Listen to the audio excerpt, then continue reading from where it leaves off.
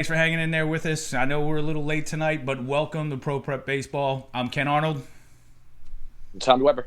Hey, thanks for joining us. As usual, ask questions and let us know you're out there and join the conversation because it's a whole lot more fun when you guys are involved as well.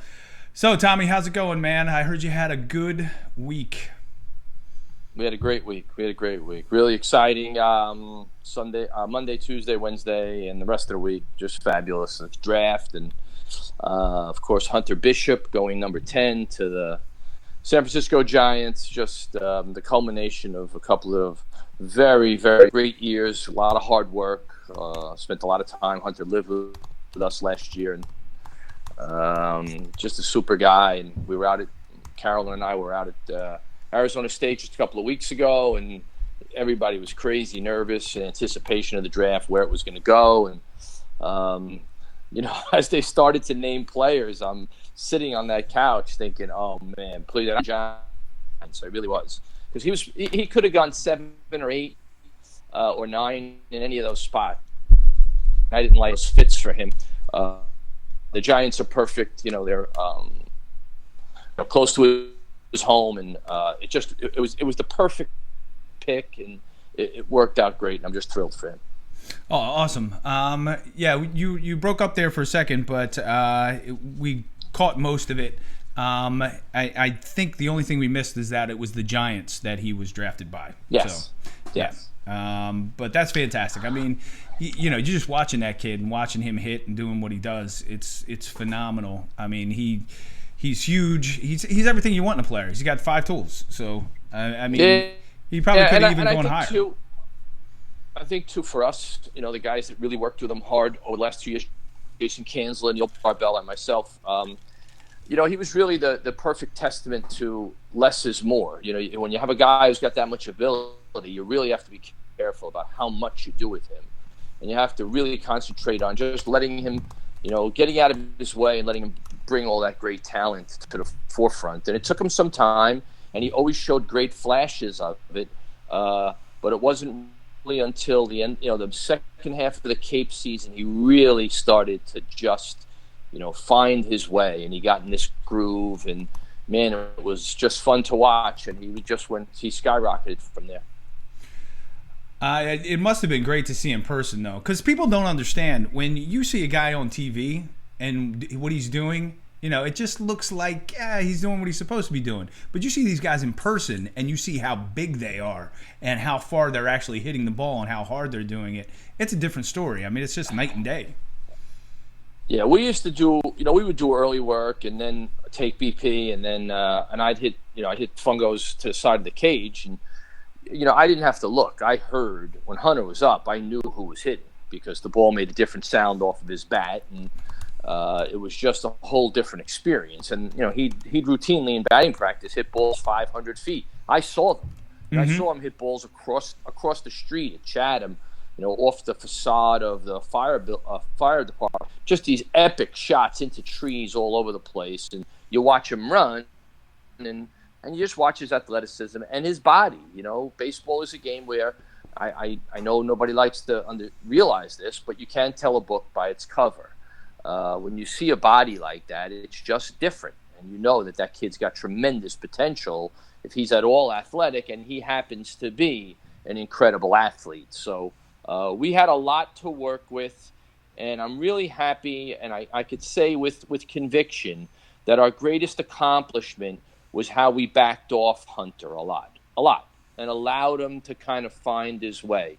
Because a lot of people who, if they get that great a product, want to shape it in their own image. And that's the one thing I know, and we talk about it a lot, that we weren't going to do. That we knew it was there, and it was just about mining it and getting it out of him, and then getting out of the way. And when that happened, it was really, really cool.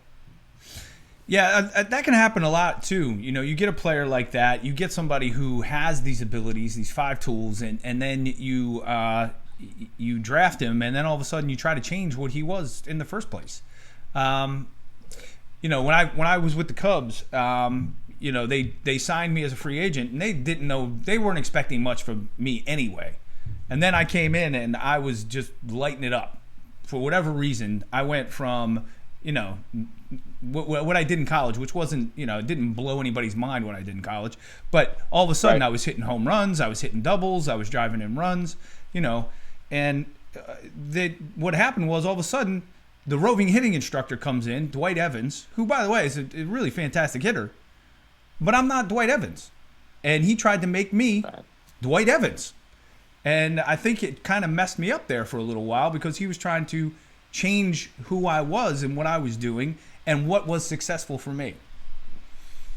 Do you see? And like you said, you backed off of Hunter, which is good because, you know, that's what he needed. He needed to just develop and do his own thing.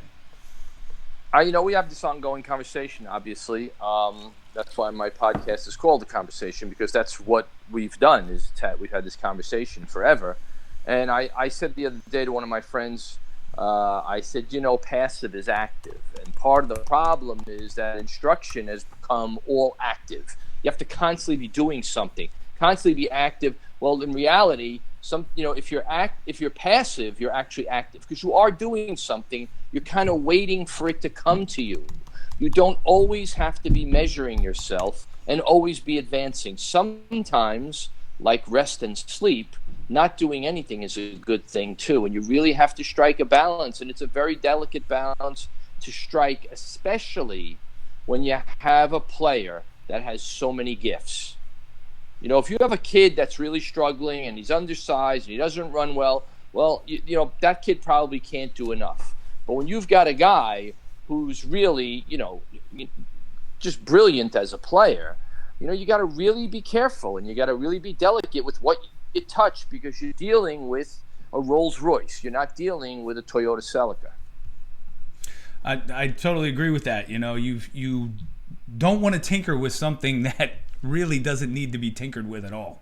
So you just want that kid to just go out, play the game, be relaxed, and let his natural abilities just take over.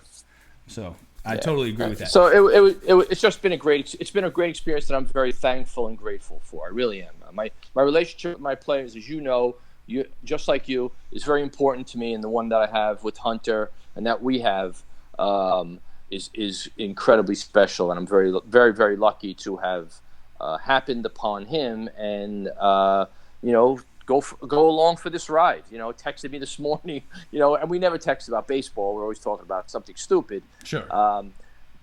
You know, like we do.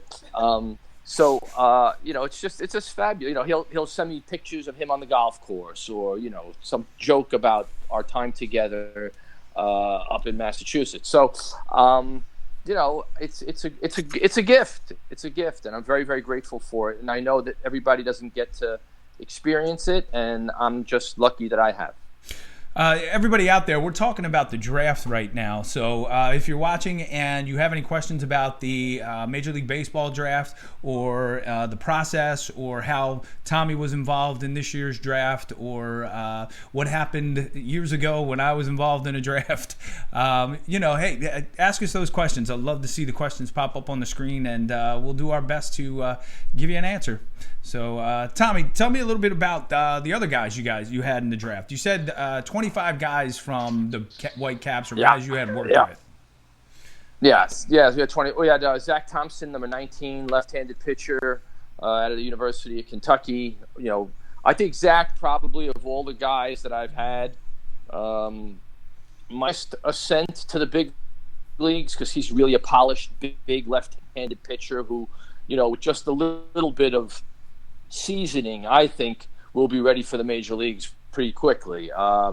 We had Cam Eden, we had Dom Canzone, who I represented, which was really an experience that everybody should get to do, because, boy, when you represent a player, you really see the inside workings of the draft, and you learn a lot about the mechanics of the draft, and you see some things you wish maybe you had not seen, because it's not always you're not always dealing with the most scrupulous guy. And you also you start dealing with a player and his family and what their expectations are based on what they've been told and what I've been told throughout the spring. And then when that doesn't happen, how do you handle it? So, and you are negotiating. You're negotiating teams. I spoke to 20 teams in the weeks leading up to the draft about Dom and about other players as well, but I was representing Dom, outfielder out of Ohio State who wound up going in the 8th round to the Arizona Diamondbacks. So that was really fun, and I'm also glad that some of our guys who are high-quality guys who weren't as high on the draft list all got in their opportunity to play professional baseball. So, it was a really rewarding week for us, and I'm thrilled for my guys. I really am. I'm really looking forward to see where they go and following them, and when they come through town and we cross paths again, how cool it will be. All right, Victor Coco's on board, and he's asking, and I'm not quite sure what this question is, what was your abilities to see where the draft was taking you? And I think he wants to know what my ability levels were. Well, if you had to scout yourself, right, and I had to scout myself, if I was watching myself play when I was a young kid, and I can look back now and say, because at the time I thought I was pretty good. I was a good fielder. I had an average to above average arm. I was fast, but I wasn't that fast. I could steal some bases. I didn't hit for power, and I really didn't hit for average. I was more of a utility guy probably moving forward than when I got drafted. And that's probably why I didn't get drafted. I wound up falling to the free agent level where I signed. So that's my assessment of my abilities when I was 18, 19 years old. So that's right, and what that is a very good player who falls into a category where there are too many other guys. So what happens is getting drafted or not getting drafted now is no longer an issue of merit. It's you have to kind of be lucky because there are a lot of similar players like that. So why they take Ken Arnold and not Joe Smith or vice versa really doesn't come down to a merit. It comes down to how much power in that draft room. Is the player a legacy? Is it somebody's kid who played in the major leagues? He's going to get drafted ahead of you. One of the issues, kids think that they're not valued as players if they don't get drafted. The reality is, it depends on your position. Do you have a position? Are you versatile? Do you sell from the crowd? That's a big one. If you run well but you don't fly well, you run like everybody else runs. That's going to play perfect for you guys. So it really is a relatively complex formula for trying to figure out why, after the first 10 rounds or so, guys get drafted. Mm-hmm. And people shouldn't take it personally. It's just there's only so many spots. So if you don't get drafted, it's not necessarily because you're not a good player, you're not valued as a good player. There's just only so many teams and so many spots. No, that's absolutely true. Because you look back, I look back on my playing days. There were guys who were drafted way ahead of me. Who, when you look back and we compare our careers going forward, that I went further in my career than they did, and my numbers were better than that. I'll say this. I think you were a better professional player than you are an amateur player. And then an amateur player. Is that what you said? Yeah, absolutely. I think you were a better professional player than you were an amateur player. I did not. I wasn't surprised when you didn't get drafted. It wasn't that you weren't a good player. It's just that I wasn't surprised because I know there's a lot of good players. But when you did get a much better professional player, which is usually the opposite. Usually guys are better amateurs than they are professionals. For you, it was the opposite. You went, and for whatever reason, you became a really good professional player. I think for me, it was a matter of doing it every day, being really focused on it, and being given an opportunity where, it's not that I didn't have an opportunity at Wagner, but, there was a lot of other stuff happening as well, when I was at Wagner College. So, sure. School and everything else. And some guys just take to the pro game. Yeah. And, I just found it to be I'm not going to say it was easier, but there were certain things about it that, even though at the lower levels the ball wasn't around the plate as much, the ball was around the plate a lot more, And I didn't think that, Guys threw. I mean, they threw hard, but I didn't. When I saw it, it didn't affect me. Like when a guy was throwing 92, 93, we didn't see that at Wagner that often. Maybe once or twice a season. So what maybe. happens? I think what happens too is there's way more pressure than there is as a professional player, because the goal is to become a professional. So you put a ton of pressure on you to be a professional player. I don't think there's as much pressure, because even if you don't make the major leagues, well, you still have in the back of your mind, well, I played. That you've summited one mountain, and I see much more anxiety. And what happens is, in professional baseball, guys get into pro ball and say, "Wow, this isn't for me. I don't want to do this. I thought this was going to be great." Yeah. Absolutely, it sucks. I saw plenty of guys do that. Pro ball. Who were drafted in the top 10 rounds, who were fabulous players. They had the skills to take them right to the big leagues, and they just quit after a year. They were like, nope. Right. It's not fun. After 2 weeks, you go, oh, my God, I got to do this every day. It's very different. It's not glamorous, and, you're not making lots of money. You're making no money. It can be a difficult way to live. It's not all fun and games. So you got to be careful what you wish for. Yeah, there was a guy I played with out of LSU. His name was Chris Mook. I remember him vividly. I thought he was a fantastic player. Just like Andy Van Slyke. We all know Andy Van Slyke. Yeah. And he played a year, and then he quit. He opened an art gallery in New Orleans, and that was it. Boom, he was done. He said, I'm not having fun. So, and he was fantastic. I mean, he had 5 tools. He was fast. He could hit for average, power, great arm, and a plus defender in the outfield. Fantastic. And then he just quit. Just because. Hey, Kyler Murray's not stupid. All right? He's not going to want to ride around in for 4 or 5 years before he gets to the major leagues.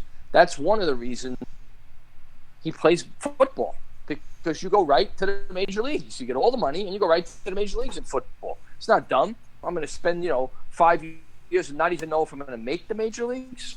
Yeah. Who needs that? I don't.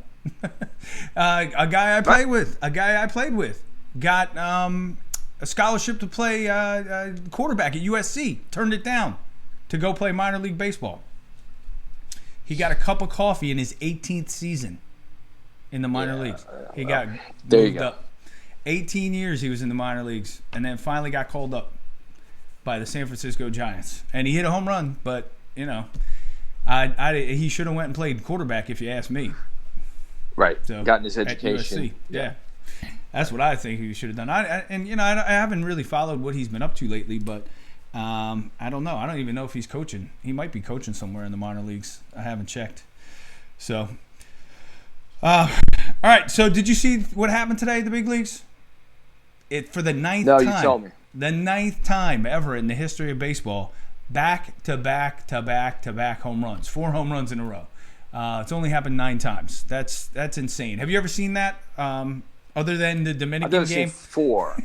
Never 4. I've seen 3 or 4. I didn't even know it ever happened. A lot. All right, I'm losing you here for a second. You're fading in and out on me. Hold on one second. You might have to join back in a sec. All right, hold on one second.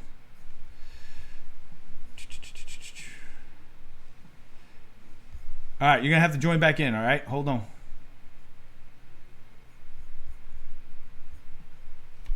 Uh-oh. Tommy's a question mark. All right, we're going to get him back on. He's going to join back in a second. And then we'll get him back up. He was getting a little choppy there.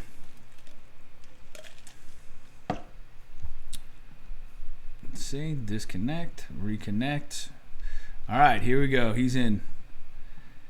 Add Tommy to rendezvous. There you are. All right, I got you back. All right, hold on one second. Boom. All right, yeah, that's a little better. You froze up on me there for a second. So, back to back. So we were talking about that. To back 4. I'm sorry. Have you ever seen that? No, never. Never? I've seen... I saw 3. I've seen 3. Yeah, I've seen 3 twice. That Dominican game, though, it seemed like it was like 6 or 7. Oh well, that was different. That was different. No, that was actually one guy. One guy should have had 3 home runs in the first inning. Yeah. What's his name? Bias, Kevin Bias. If it wasn't for the trees in center field at Wagner College, he would have had first inning.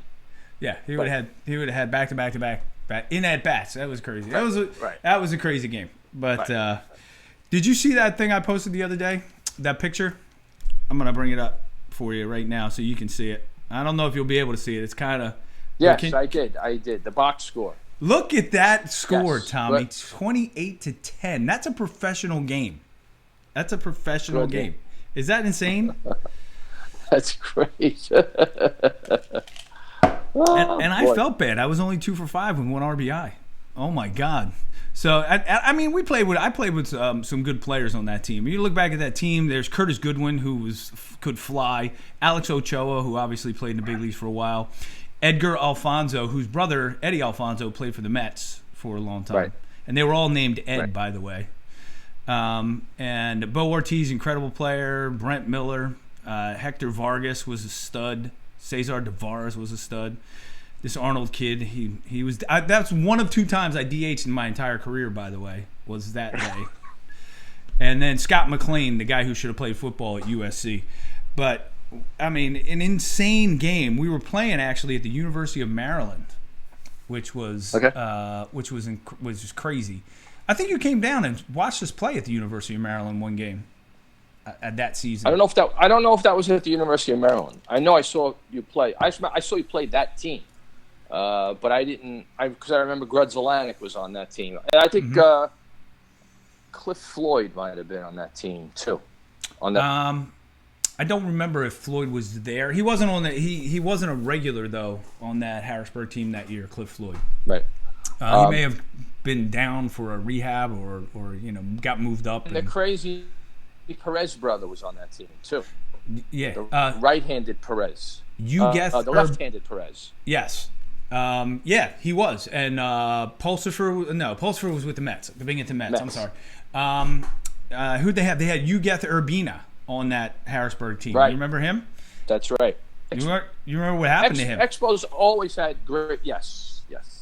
Expos always had great minor league players, developed players fabulously. They really did a great job. They did. I'd like to see them bring back the Expos. That would be an interesting thing. Obviously, new stadium. Ballpark in Montreal. Yeah. Beautiful ballpark in Montreal. I think it would be great. Montreal loves baseball. It would be really. But I'll tell you what, Montreal's a better place than Florida Marlins. Oh, absolutely. But Tampa Bay, Way it's better. terrible. There's nobody there. Tampa Bay, right? There's nobody there. Fantastic park though. Montreal. I actually got to play in Olympic Stadium, which was really not a good baseball park, but No. the city was fantastic. It was a fantastic Great city. So, yeah, I'd love to see a team back there as well. So yeah, that 28-10 game was we actually made it on to ESPN that night, which was kind of cool because how many minor league games do you see on ESPN? You don't see many at all. So did you see the game today between the Giants and the Dodgers by any chance? Where Bumgarner wanted to beat him up. Yeah. What do you think about that? What do you think about that? Somebody stands there and watches a ball. Well, here's that what they here's what I find interesting about change, how things change. Mm-hmm. If you live long enough, you see things change. So, one of the comments I read on Twitter was, just down, and what do you think the guy said? Just put your head down and run. Okay, that's what you would think, right? Uh-huh. Here's what the guy said. Put your head down and rub up a new ball if a guy hits a home run against you. So think about how it's changed. Now, the public is actually in favor of the guy who pimps, as they say, home runs. Yeah. Right? As if the word pimp is positive, right? Okay. So now the public has been an enabler of guys bat flipping, bat throwing, posing, standing at home plate for 10 seconds, doing whatever it is you want to do and expecting the pitcher to just take another ball and rub it up and eat it, basically. That's very different than it used to be. Oh, absolutely. And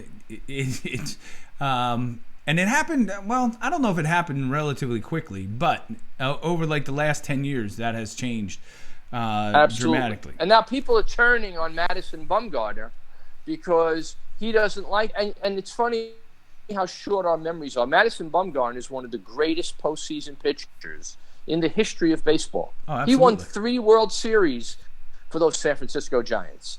And his own fans are having comments like, haven't we had enough of him? His act has grown tired. Guy who gives up a home run and then even more angry when you show him up is a guy people no longer want on their team. Yeah. I don't know of any pitcher who I played with who appreciated it when anybody hit a home run off of him, let alone stood there and watched it and or flipped the bat. But that didn't happen that often back then. It was, you hit the ball more and you go. I see it now in college. Now you see it in college. Yeah.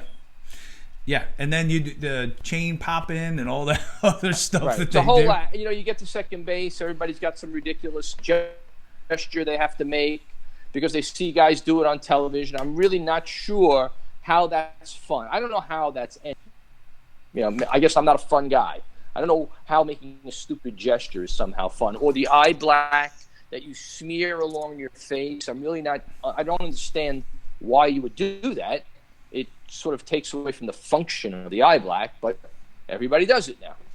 Yeah, and everybody crosses home plate and they're doing this and they're doing whatever, which right. I don't know. Not me. I would just run around the bases. I just hit a home run. Boom. Big deal. Especially when you're losing by a lot and you do it and then you do that act. Come on. Right? Oh. Yeah, looking silly has now become... Whoop, I lost you again. Uh-oh. I lost Webbs. What am I going to do? I know what he was going to say. Looking silly has become routine.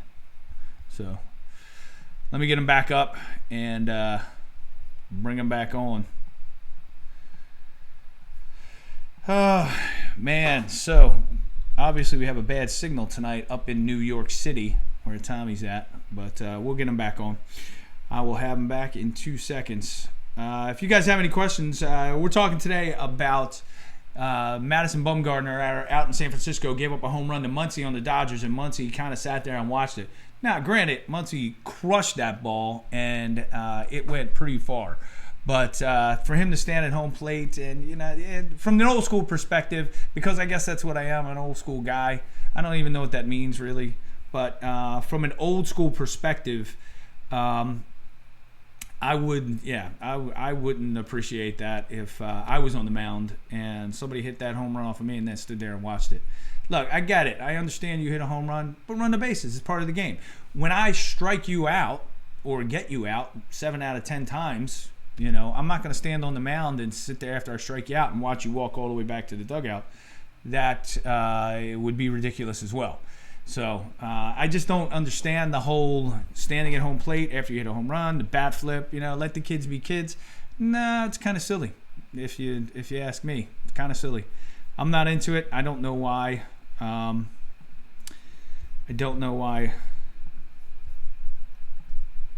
Major League Baseball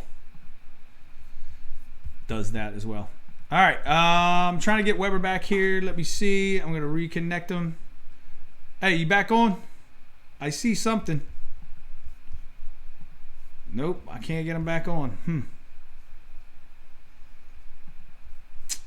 Nope, he's not back. All right. Anybody out there have a question on anything baseball related? I would love to answer any question you might have. Oh, there you are. Hey, cool. All right, give me a second here. You were a question mark, and you were a backward question mark as well. I don't know what that was about. Like the Riddler. Like the Riddler. I love it. Yeah, so we were talking about the You know, and I went into this thing while you were gone about being old school, and I don't even know what that means, Tommy. Being old school, I just don't know what. I'll do anything if it helps you be a better player. If it helps the team win, I'm all for it. But you know, when you are expending energy on one thing, it's less energy that you could expend on something else. And when you're contemplating, and we've all seen guys hit the ball that they think is a home run. They stand at home plate. You know, Alex Rodriguez said a great thing, and you could say what you want about Alex Rodriguez. He's one of the greatest players who's ever played the game. Mm-hmm. And he said a great thing the other night. I think it was the last inning, and the Yankees they were down 3, and they had a runner on first, and they shifted on Kendrick Morales. And he said, this is where you lay down a bunt and get to first, and you bring the tying run to the plate. Yeah. Right? And the other two in the booth, what's her name, and the other guy, well, you know, he really can't do that, and he designs his swing to hit over.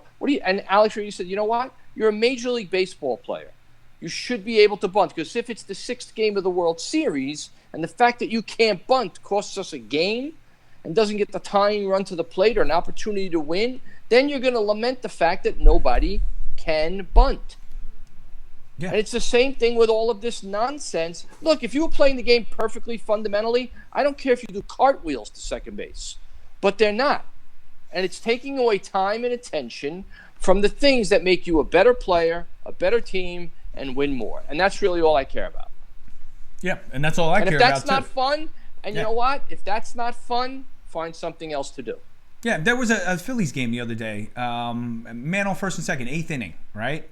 Cesar Hernandez comes up. Now, he's had a good couple weeks, right? He's hitting over 350 for the 2 weeks leading up to this game. His first 2 at-bats in this game were terrible. He looked like a hack, right? Like he couldn't even get the ball out of the infield. And he comes up with a man on first and second. He's a great bunter. What do you think they do with him?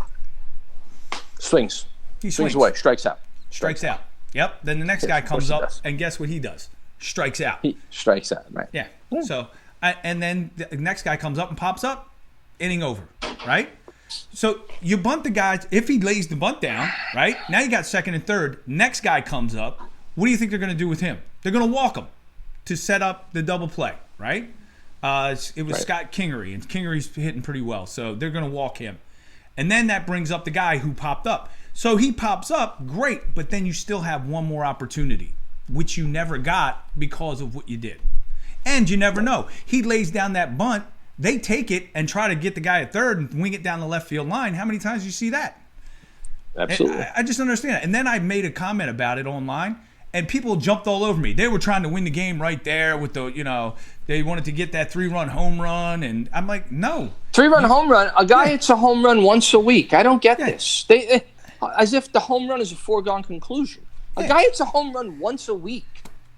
That's 26 home runs. Yeah. Come on. And they're arguing for, but he's had such a great run. He's been hitting, he's hot for the past 3 weeks. And I'm like, yeah, but did you happen to watch the beginning of the game where the guy couldn't even get the ball out of the, he looked terrible. They sound ridiculous. When people say that, they sound ridiculous. They lose their credibility. You're going to count on a guy hitting a home run? Really? Yeah. I'm like, get the bunt down. Let's go. Now you've opened up way more opportunities. Right. You really have. But people don't understand that. That's because they don't understand the game. Now a badly hit ball can drive in 2 runs. Exactly. Or an error. Right. A ground ball to short. The shortstop has to rush. He throws it away. 2-run score. Right? I don't know, Tommy. It drives me crazy. And I watch these games, and I watch it happen all the time. I watch it although Tampa Bay it was 5-2, and they dropped down a bunt to get runners over. They were, trying to get some, insurance runs, obviously. And the pitcher picked it up, and guess what he did with it? Wung it down the right field line, and the merry-go-round started. They scored 4 more runs, and they wound up winning 9-2. So, it was ridiculous. So, good things happen when you do what, Weber? Put the ball in play. Right. Even if it's only 5 feet. Even if it's only 5 feet. Right. So, let's go into this talk. Last week we didn't get to talk about it last week, but last week at a game, a 4-year-old little girl, she got hit by a foul ball. There's a big debate about it. On the radio shows, I was driving to New York last week. They were arguing the whole way up on the Philly radio shows, the New York radio shows about it. What are your thoughts on the netting and putting netting up all around the field and the safety of people who go to the game? Well, I think safety is a two-way street. I think, first of all, a 4-year-old has no business at a baseball game. I've always thought that. I think under 7 should not be allowed in the ballpark. I really do. I don't know. First of all, I don't know how a 4-year-old's not going to remember the game a week from now. It's not. I don't want to hear about this special dad-son moment. With a 4-year-old, it's horrendous. They last 3 innings. You got to take them home. You got to worry. And here's the deal: if you bring a 4-year-old to a game, then you have to be especially cognizant of the fact that kid could get hit in the face with a line drive. You can. Now, even if you protect the kid from the line drive by putting up netting, what happens, which is what happened when I was recently at a game, at a minor league game, where there was a pop-up, and it hit this 9-year-old girl square right off the top of her head. Went down like a ton of bricks. It was mayhem. Thank God she was okay. But now what do? Do you enclose the entire building in netting, which you can't do? You can't enclose the top of the ballpark. So you're never really going to be totally safe. So what you have to do is you have to take some responsibility for your own safety. I think it's reasonable to expect netting over the dugouts. That's a bad spot because anybody can get hit. But when you start running the netting all the way down the right field and left field line, you got to put posts up. Now you have obstructed views. There are a lot of people who don't want to have to endure that just because once every 15 years, somebody, unfortunately, gets hit with a line drive. It's not an epidemic. It's not happening every day. It's not, people aren't going to ballparks.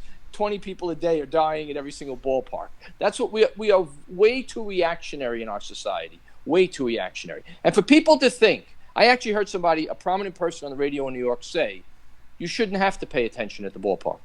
What if you're not paying attention, then why are you there? Yeah, right? exactly. Why are you there? Why are you there? So in other words, what he's really saying is that if I want to try to field the ball with my face, yes, I should be allowed to do that because there should be a netting in front of to protect me. So now I have to not only protect you from the ball, I have to protect you from yourself. Yes. That's more than you should be able to expect from anyone. I'm sorry. That's insane. That's crazy. No, I agree. I think they should run the netting at least down to the end of the dugouts on each side. Right. And I've seen that. Because it's hot. That's a hot spot. That's a hot zone. Right. But once you get to 90 feet plus, I really don't think you need it. And you should be paying attention. That's right. You went to the game to watch a baseball game, not sit there and turned around talking to somebody sitting behind you or not paying attention. If you go to an amusement park and you're belted in on the Ferris wheel and you decide to take your seatbelt off and stand up and you go flying 400 feet off the Ferris wheel, that is not the amusement park's problem. That's your problem because you didn't live up to your end of the bargain. There is an expectation that if you have young children at a game, that you're responsible for them to some degree. If the ballpark is negligent, that's a different story. If a player takes a ball and fires it into the stands and hits your kid in the face, that's a different story. Yes. You couldn't have expected that. No. You couldn't have expected that. That's where the team has to protect you. But you can assume that balls are going to be... Look, I go to games and I'm on the alert all the time because you just never know. But you go to the game also to pay attention to the game because that's why you're there. Right, right. So, in my playing days, there were a couple incidents. I hit a line drive one time in Cedar Rapids, and literally there was a woman who was holding an infant. Maybe I don't know. Okay, why are you holding an infant at a baseball game? And I'm telling you, Weber, the ball went right between her face and the baby's head. And I freaked out. I had to literally walk back to the dugout. That to me is negligence on her part. That kid should not be in. Because too much can go wrong. She wasn't even paying attention. I'm sure. looking in the opposite direction, talking to somebody, wasn't even paying attention. It scared the crap out of me. Ballparks should have age limits. And she was down the line a little bit of ways, too. She wasn't like right on over the dugout or right behind home plate. She was down the line when that happened. And then there was in Atlantic City, they didn't have netting over the dugouts, which they should have, but they didn't. And I hit a line drive, and it hit this guy right between his forehead, right here. Boom! And he was out. They brought the ambulance in, doing everything. Took him out on the stretcher. He was fine. Next day, I'm there, and I come out of the dugout, right? And there's this guy with a bandage on his head, like this, Tommy. I swear to God, you couldn't write this any better. It was hilarious. And he's just staring at me, like with this look on his face, like he wanted to kill me. Like it was my fault that ball hit him right in his forehead. Right, like you aimed for him. Yeah, like I intentionally meant to hit you. And then every game thereafter, here he was staring at me like he was going to kill me. Hey, pal, if I could make the ball hit you, I wouldn't be an A-ball. Mm-hmm. All right? Okay. I would not be here. I'd be on another planet doing some crazy stuff, right? But I would not be here. I was like, oh my God, this is ridiculous. But yeah, I do believe that they should have netting at least down to the ends of the dugouts. I think that would be helpful. I think most stadiums I think it's reasonable. I think it's reasonable. Yeah. And I think you do have to be reasonable. In issues of safety, yes. Even in issues of safety, you do have to be reasonable because the harsh reality is you can't totally protect everybody. You just can't. No, not all the time. You can't protect anybody. So, you can't protect everybody all the time, and you got to pay attention. And if you come to a game and you're not paying attention, I mean, I feel bad because the little girl got hit. You know, I mean, who does it? Who does it? Terrible, right? And the guy who hit the ball, he broke down. He started crying because, I mean, it's terrible.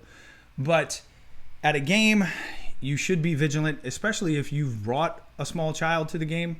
You definitely have to be vigilant, especially if you're sitting down the line or close by. So I think that it's a two-way street, like you said. Safety is a two-way street. And both parties have to be accountable for what's going on. So, yeah. And if the Major League team does what's necessary by providing a netting down to the end of the dugout, then the other accountable should be the fans. You should be doing your job as well and paying attention. So, that's where I'm at. I think you froze up on me, Webbs. Either that or you really totally got way serious on me. Oh, whew, he froze. Whew. I thought he was just pissed at me. Good God. All right, Weber, we'll get you back. Hold on one second. Let's do this. I'm going to disconnect you. I'm going to reconnect you. All right, you're back, dude. I got you. Hold on. I'm waiting. I don't see your picture. Oh, there you are. I got you. Yeah, I'm sitting here talking and I'm going, yeah, you know, there should be accountable on both sides and da-da-da, right? And then shift yourself over. You see your picture?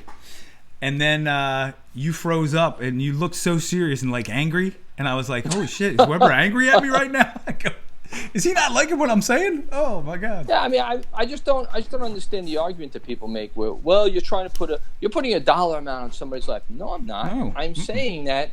Here's the deal. If I were Major League Baseball, I would say, you know what? We might lose some people who don't want to come because they perceive the game as being too dangerous. Right? Mm-hmm. If that's the case, they should go to a tennis match or go watch golf, and that's fine. But you know what? There are people who are adamant about not wanting the netting up, and their point of view is as valid as anyone else's because it's not happening every game, every day. It's an extremely rare occurrence. And if you're not going to have an age-limited games, the younger your child that you choose to bring, the greater the responsibility vests in you to protect that child. Yeah, and that's what I was saying. It's a two-way street. You know, if the Major League organization, the team, has done an adequate job of putting netting up down to the end of the dugout, which I think is reasonable enough. Yes, reasonable. That's reasonable. That the other responsibility is to you, the fan, to be at the game and pay attention to what's going on and protect your child. or don't sit so close. Right. You don't get to do whatever you want to do whenever you want to do it. And then when it goes wrong, blame and sue somebody else for it. That's not the way it works. Well, that's not equitable. But that's the way it is. Welcome to 21st century America. Exactly. I know. Exactly. That's the way it works. So, or at least that's the way that people try to make it work. No, they want it to work that way. Yeah, they want it to work that way. But a lot of times that's not how it's going to be. Did you see that straight steal of home today? Rukned Odor. When you see the highlights, you'll see it tonight. But it was insane. How many times do you see that happen? Straight steal. Not a lot. I mean, that's like Jackie Robinson stuff right there. So, Rod Carew. Yeah. That's pretty neat, you know. But the thing about it is that the pitcher on the mound was not paying attention to what was going on around him. He was definitely not situationally aware, and Odor took advantage of that. And at the level that I coach, you could do that almost every pitch because nobody's paying attention. Absolutely no one. And you can just take off. So I'm trying to get my kids, you know, to be more aggressive like that. But beat them to the punch. Yeah, but even they're not even paying attention when they're on the base. I got to keep reminding them. Why are you looking at the ground? Why are you looking at the ground right now? Why are you looking down the left field line? Why aren't you watching the pitcher, the guy who has the ball, the thing that can get you out? Why are you not watching him right now? Because he's looking at you, and he's going to pick off over here when you put your head down, I guarantee you. And then all of a sudden the ball's on its way. I'm like, see, I told you. It's ridiculous. So, again, not situationally aware. Yeah, and also engaged in that sort of tacit agreement that major leaguers have with each other that I'm going to trot, you're not going to try to go another base. Yeah, exactly. You know, it's that kind of big league agreement we have. You're not going to make me look bad. Well, you know what? If you got that's the Red Sox last year, I think my description of them was spot on. When you were walking, they were trotting. When you were trotting, they were running. And when you were running, they were sprinting. That's right. That's a team. They beat you to the punch all season long. They didn't care about this etiquette that is developed in baseball where it's okay, you know, you don't run the ball out, you know, and all that other stuff. They surprised a lot of teams by the manner in which they went about doing their business. Any team at any level, you go about your business like that, you're going to take advantage of anyone, and you're going to win. You certainly are. Then you're going to lose. Definitely. I can remember when I played, there was some of that etiquette bullcrap even going on in the minor leagues. Oh, absolutely. Yeah. I remember going to second base one time. A guy hit a double to left field, or right field, it was right field. And I got to second base, and I run up to the base, and I'm just kind of like standing there, like hanging out, like nothing's happening. And then all of a sudden, the ball was right there, and I just went boom, boom, and I tugged the guy out because he didn't slide.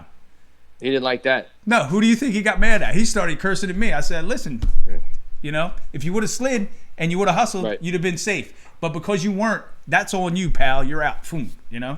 Get your ass back in the dugout. So, But that kind of stuff right there, take advantage of it, right? If you're not going to hustle, I'm going to take advantage of you not being in the game, not paying attention to what's going on. I'm with you. You. And that I like players like that. I like players that take that initiative, that advantage, that are always baseball aware. I like Odor. Look, Odor got a special place in my heart when he punched Batista in the face. When he slit, that was great. I loved it. Yeah, that was fun. That was pretty funny. You know what? You could flip the bat all day long, but you know what? You might get punched in the face. Yeah, you might. Right? There you go. And that's the consequences, right? Yes. For every action, there's an equal and opposite reaction. It certainly is. And you might get punched in the face. Yep. So, guess what I'm doing on June 26th? You're jumping out of a plane. I'm getting my arm loose, buddy. Woo. You ready? I'm throwing out the first pitch at a Bowie Bay Sox game. Oh, God. How awesome is that? Don't spike it, man. Don't hit the photographer. Don't hit the photographer. Did you see that woman? Yes. Yes. That was great. That was the best one I think I've ever seen. 50 Cent was bad, but hers was even worse. That was bad. That was terrible. She pelted the photographer right in the camera lens. I don't think I'll do that, Tommy, but you know, I'm going to be throwing out the first pitch on June 26th. Bowie Bay Sox. Anybody wants to come out and watch me embarrass myself, you know, have fun. Oh, God. Oh, it was great. It's gonna be a fun time. I want to see that video. I'll get somebody to record it. You got to get somebody to record that. I will, so we can laugh about it. We'll play it on here. People will laugh about it too. So, check out this picture, Webbs. This is a picture of me the other day talking to one of the kids on my team. He had just gone out and he had a rough outing. Defense behind him was a little but he threw strikes. He was out there. He was throwing strikes. He was doing his job. It's just that behind him, we had a little bit of a defensive issue, and he wound up giving up 5 runs. And get that picture back. Get that picture back. Okay, hold on. You gonna bust on my cargo shorts or something? No. I'm gonna give you the dialogue. So listen, ahead. son. What's his first name? His name's Michael. Mike. All right, Mike. Listen. All right. You know, baseball is not the only sport that you're allowed to play. Okay. I don't know if you noticed. But when you go out to the mound, the rest of the guys are really depressed. Very depressed. All right. I don't know. All right. Now, do you know? Do you know how to spell the word sucks? Okay? Yeah. No.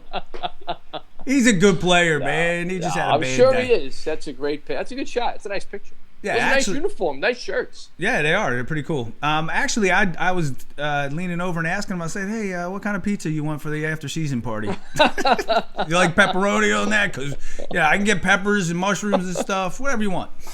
So, you know what's hilarious is my minor league coach Steve Roadcap's on, and he just commented. He said he'll be there the next day after I throw out the first pitch, and he's telling me not to hurt myself. I was like, and throw it from the rubber and don't bounce it. Oh, I know. How embarrassing would that be? Throw it off the backstop, but do not bounce it, right? Do not. And don't have a hump in it like this, right? I'm gonna have to loosen up, man. Oh, this is gonna be scary. So the other day at practice, Weber, you want to talk about, and it was hysterical.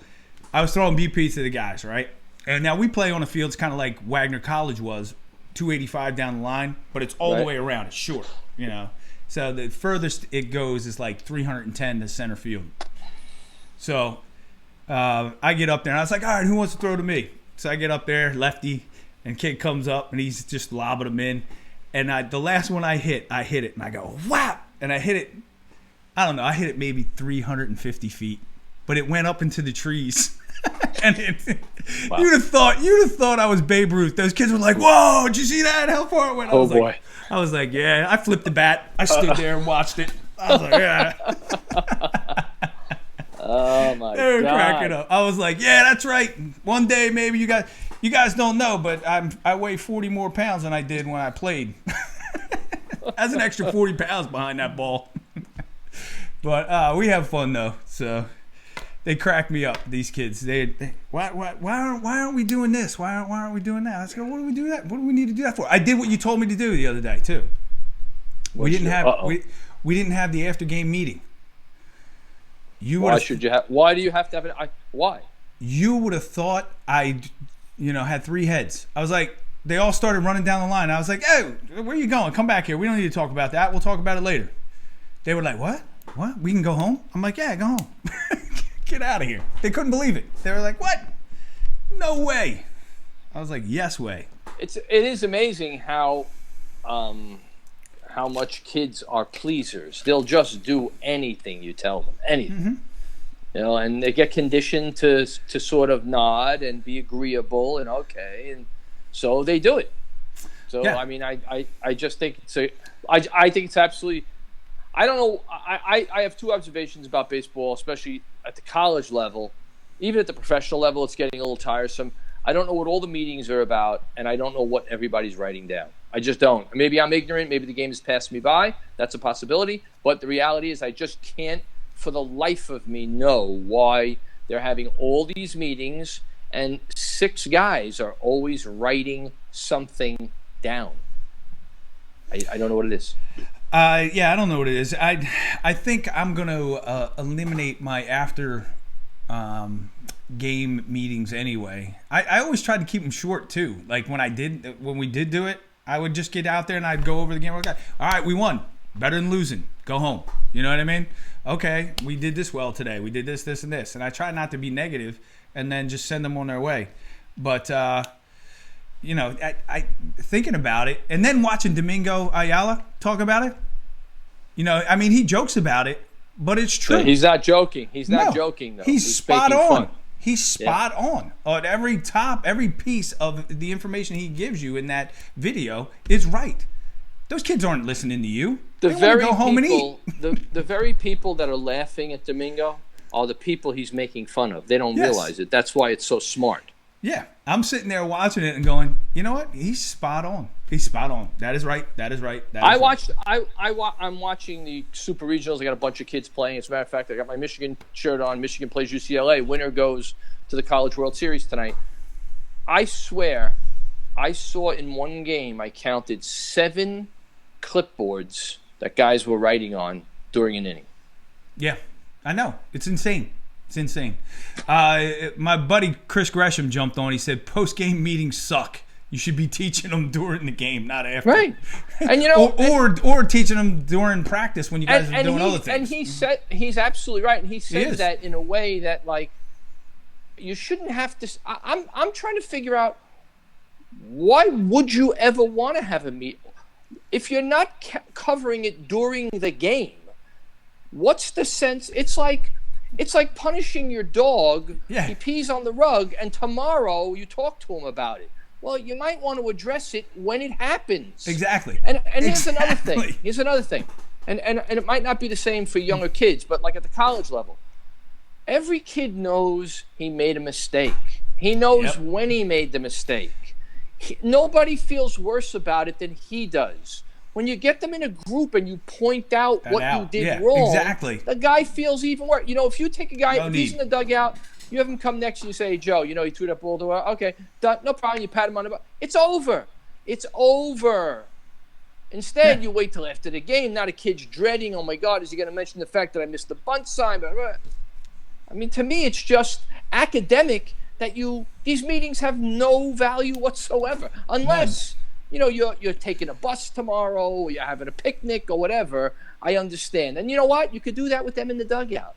Why do you have to run down the line? They've got to go down the line. Everybody's got to go. They're already at the dugout. It's a funny thing. And you know what? I don't think I'll be doing them anymore. Anyway, I don't know why I did it in the first place. And it's true. Everybody else does it. I understand. Because everybody else does it. And it just doesn't make sense to me. And like you said, address it during the game when it happens, you know. It's fresh. And you talk to the kid who made the mistake. You don't need the whole team to know. They know. They were there. They saw it. Everybody knows what happened. You know, well, why do we have to rehash it after the game? You know, what's going on? We really don't need to know. So, Gresham jumps on. He says, baseball is about fixing mistakes and moving to the next day. If you can learn, you'll never, if you can't learn, is I think what he wants to say, you'll never move to the next level. Well, in-game learning, I think, is a lot more efficient and important than that post-game conference, rehashing it and going over things. And also, I'll say another thing. Everything doesn't have to be addressed. No. The game is not a laboratory. You know, sometimes, you know, you just let things go. You got to pick your battles. You don't have to pick apart every single pitch, play, shot, whatever it might be, whatever sport you're playing. Sometimes it's okay to let something go, especially if you know a kid you have a history with a player. He makes a mistake one time. You're gonna tell him about. He knows he's probably never gonna make that mistake again. You know, you got to really be careful about how you administer, you know, criticism. You do. Yeah. I mean, I don't like pointing stuff out in a group situation. Do you know what I mean? Oh. Like, I don't want to single anybody out, you know, but this happened during the game. Well, everybody knows who made that mistake, you know, and now that kid feels like he's this big, and it's not necessary. He doesn't need to know that. And I also believe you should never go on you should wait till your team comes off the field before you address anybody. Exactly. Anything. Yeah. And that's both good and bad. Good and bad. The appropriate time to do that is when they get into the dugout. Or, well, what I do is, as they're all coming off the field, Like I'll stand out in front of the dugout, and as the guy comes over, I'll stop him and say, "Hey, this is what we should have done. All right, now go hit. Go do your thing." That's normally my process with a guy if they're coming in off the field. Now hitting is a different story because they may make the last out of the inning and have to go immediately to the field. When I get an opportunity to talk to him on the bench, then I'll go and sit next to him and say, "Hey," like I was doing with my pitcher right there. He had a tough inning. I went down after he had a minute to cool down. I went down, sat next to him, and we had a conversation that nobody else could hear. And I just kind of told him, "Hey, don't worry about it. It's just another day. I'm going to put you back out there. Your next time that you're supposed to pitch, you're going to pitch, and don't worry about it. It was a tough. Things happened that were out of your control. Keep your head up. We'll get back to it. Don't worry about it." So I mean, that's how you got to do it. You got to handle kids is more one-on-one and less as a team in front of people because it's not effective. It's not effective. Not at all. Yeah, it just makes the kid feel bad, and everybody's looking at him. I'll tell you what. It's more important to understand human nature than it is to know the X's and O's of baseball. You're not in the baseball business. You're in the people business. You got to know how to handle people, and if you can't handle people, it doesn't matter what you know. Because it's never going to resonate with them. They're going to hate you. They're going to wind up internally mutinying. Even if they don't mutiny, they're going to have turned you off in the second week. Yeah, they're not going to listen to you. And they're definitely not going to run through a wall for you if that's what you're trying to do. They're not going to play hard for you. Not. No, they're just going to bide their time until they can move on to someplace else. I agree. Which in today's game is very common. Yep. They bounce around. So speaking of that.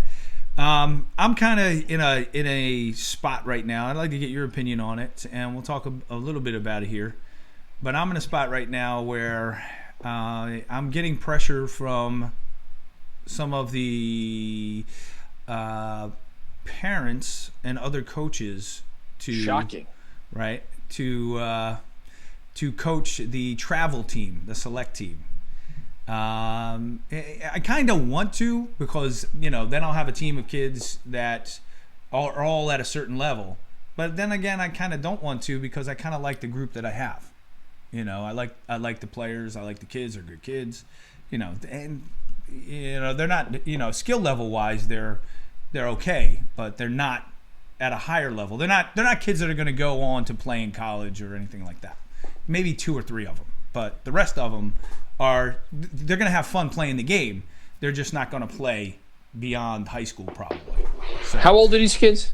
They're 13 right now. 13. If I were you, I think you said the most important word. If you're enjoying this and this fun, the devil is always better than the devil you don't know. Why would you want to? I mean, it's not like if they said to you you're going to coach the U.S. national team, it's a different story. Yeah, all right? That's a different story. But, I mean, a travel team, do you really need that when you already have a group of kids that you enjoy being around? I don't know. And two, it is a bigger commitment. We're going to be playing a lot more games. We're going to be traveling a lot more. Don't do it.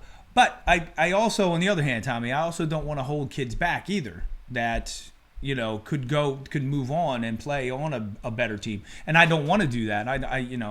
But I also like the fact that they're on my team. Something. The goal is not playing on a better team. The goal is being is developing as a player.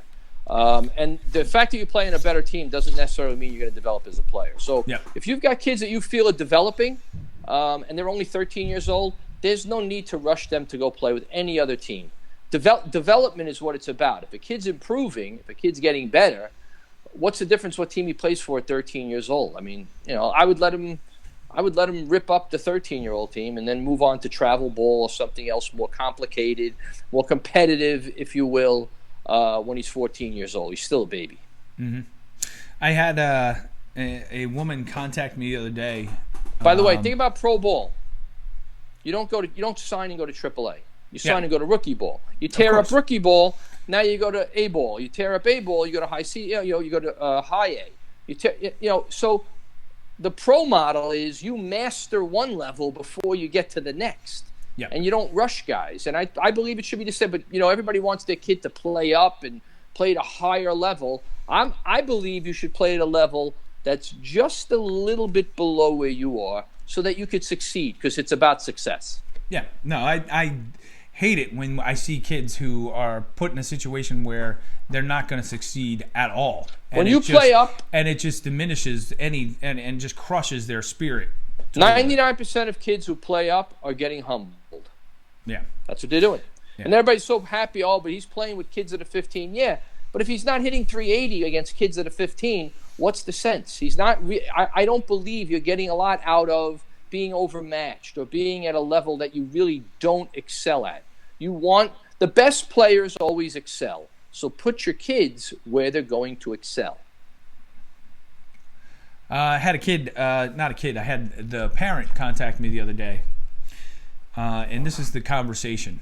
Hey, my son. That's too bad. My son was told by somebody who's a baseball fan, not really a baseball guy, doesn't really coach or anything like that. But he said that my son has something special and that he looks like he's going to be a really good player, and we're looking for coaches. So do you know of anyone? And essentially what she was asking me was, will you coach my son? And I immediately kind of set her back a notch, and I was like, well, how old is he? And then she responds finally. She goes, because I was thinking that maybe he was like 14, 15 years old. He's 9. Yeah, he's 10 years old. And I go, I've gotten that. I go, yeah, I don't coach kids that young. I kind of like to let those kids play and let them develop on their own and just let them love the game and play the game and have fun with it. I said, you can contact me, when he's 14, maybe 15, and then maybe we'll talk about me helping him and coaching him. She couldn't accept that. She kept, yeah, but I think he's just as focused as any kid that age and this and that. And I'm like, I'm sorry. And then eventually I just got to her and said, no, I'm not going to coach your 10-year-old kid. Not yet. When he's 14, let's have a conversation, but not right now. So, but that seems to be a frequent thing that happens. I mean, okay, somebody told your kid he was special. I get it, but I don't get it. Actually, I don't get it. I don't get it because when you say I get it, it's the implication is that that's the way it's always been. It hasn't been. It's just it's a 25-year phenomenon, and it's pathological, and it's very, very dangerous for kids. It is. That's why kids are anxious and depressed, and have so many issues, with self-esteem, for that exact reason. He's 10 years old. Yeah. Get your head out of his ass. Let him play baseball. Leave him alone. Stop. I don't suffer these fools anymore. I'm sorry. I don't. And I don't care what it says about me or if it offends people. I really could care less. Leave your kids alone. Seriously. Yeah. They don't need you that much. They really don't. Just feed them and give them a house to live in. Otherwise, stay out of their way. I said the other day to one of the parents on my parents of a couple of the kids that I coach. We're having a conversation, and I'm like, yeah, and I go, I really don't think the parents need to be at every game and at every practice. And I just don't think they need to be there. I think you need to drop them off, let them have their moment, their 2 hours, like school, and then come back and get them. School. Yeah. Well, but you would have thought that, again, I had 3 heads when I said that. I know. Believe me, I know. I don't sit in class, while you're teaching my kid, right? She happened to be a school teacher, by the way. So, yeah, I don't sit in the class. Right, and you know why you don't sit in class? Because you don't want to be in class. Going to games is not about your kid. It's about you. You want to be there. No, I don't see parents signing petitions saying, I got to go into school with my kid. You love dropping your kid off and picking him up at 3 o'clock. We love it, right? Okay, well, how come it's not the same with baseball? Why? Because you want to be there. Even though it's not the best thing in the world for your kid, you want to do it. There, that's what it is. All right, Webbs, we've been on for over an hour and 15 minutes. Awesome. That's a long show. Awesome. We haven't cured all the world's problems yet. Not yet. One of these days we may. But go Michigan. Go Michigan. So, did you see the kid pitch the no-hitter in the Super Regional? No-hitter. He struck out 19 guys. For Vanderbilt, yeah. Was that amazing? 19. Yeah, it was amazing. Amazing. That thought kid, it was you see fantastic. how big that kid is? Yeah, did he get drafted? He must have been drafted by someone. No, he's a freshman. He's a freshman. Yeah, What? he's a freshman. What was his name? Kumar or something like that? I don't know what it was. Yeah, was it Blocker or something like that? I don't Yeah, know, but he something was like that. awesome. Tremendous. Man, he was Tremendous. He was Tremendous. dealing. So, all right, dude. It was a great conversation All right. tonight. I had fun talking about stuff. I'll definitely get video of me throwing that first pitch out, but that's not until the 26th Yes. anyway. So we'll have another show or two before then. All right, man. But congratulations on all your successes with the draft and your guys. Oh, well, fantastic. My guys. It's great. Are you going back up Great, I'm again this blessed. year? Are you going back up to Brewster? It's a story for another day. All right. Well, we'll talk about that on another day. You bet. All right. right. Have a great night, and I love you, man. We'll talk to you. All Thanks right, for love you, man. joining us, Be good. folks. Thank you.